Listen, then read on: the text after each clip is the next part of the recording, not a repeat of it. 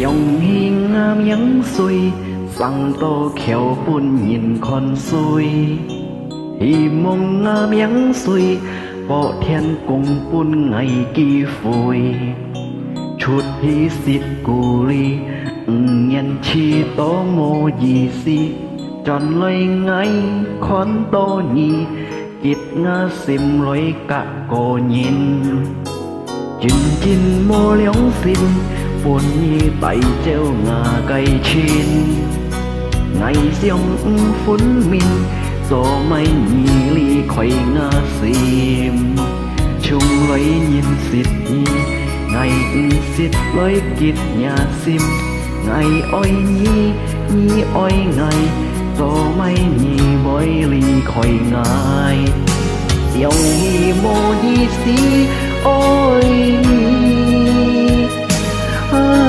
chỉ tổ ăn thùng khu vui liao mùi nhịp dòng hí nhi mùi nhịp bù ra mộng hí nhi chỉ tổ ăn phón hí nhi bói liao cây ngà xìm lì tuy chán hẳn oi nhi họ nên nhi chán hẳn măng ti ngà cây xìm ngà cây nhìn tôi nhớ lời con mô cầm chín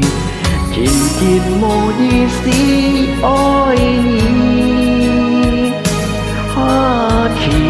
tổ ăn thùng khu vui liao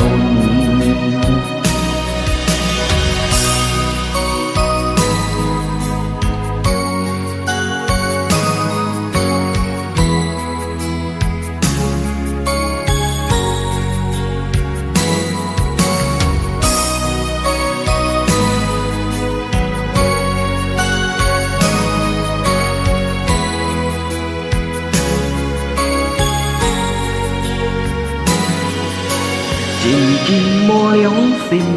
buồn nhi tay châu ngà cây chín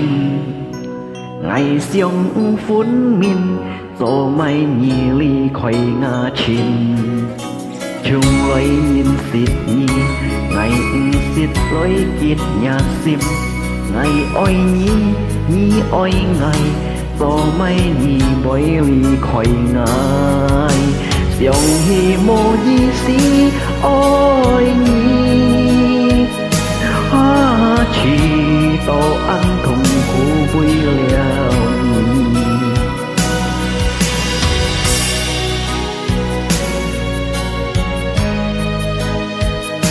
ha chỉ tổ ăn thùng khu vui liao